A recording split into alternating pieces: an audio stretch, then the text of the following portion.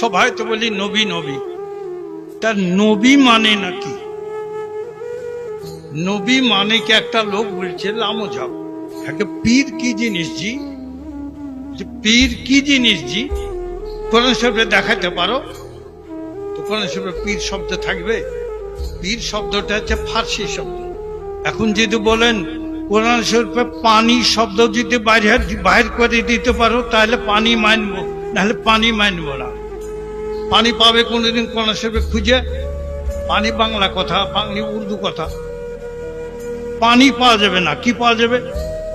আরবি মানে যেটা মা, মাউন, মা পাওয়া যাবে, তাহলে পাওয়া যাবে। এরকম পীর হচ্ছে ফার্সি শব্দ, আর আরবি শব্দ হচ্ছে মুর্শিদ, ওলি, এগুলেন পাওয়া যায়। আরবি ভাষাতে কোরআন শরীফ, তা আরবি কথা পাওয়া যাবে। তো নবী